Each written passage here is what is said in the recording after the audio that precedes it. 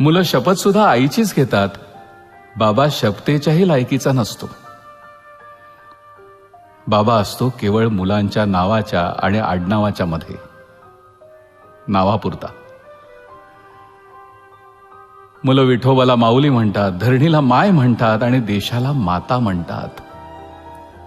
बाबा मात्र धरणीतून, देशातून आणि मुलांच्या मनातून केव्हाच झालेला असतो, हद्दपार. बाबा असतो कठोर, काळीज नसलेला, निर्दयी, मारकुटा. बाबा असतो मुलांच्या स्वप्नात येणारा बागुलबुवा.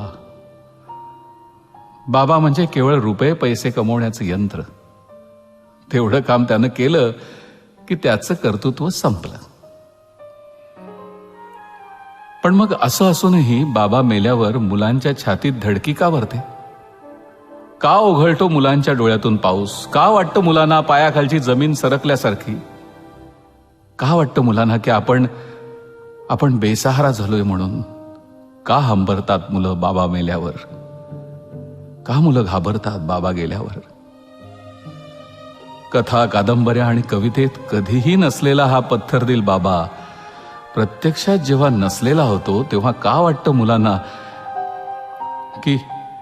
की डोळे मिटून जी प्रेम करते तिला प्रेयसी म्हणतात, डोळे उघडे ठेवून जी प्रेम करते तिला मैत्री म्हणतात, डोळे वटारून जी प्रेम करते तिला पत्नी म्हणतात आणि स्वतःचे डोळे मिटेपर्यंत जी प्रेम करते तिला आई म्हणतात.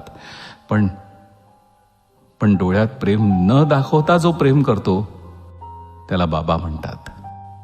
शेअर करा ना एका बाबासाठी.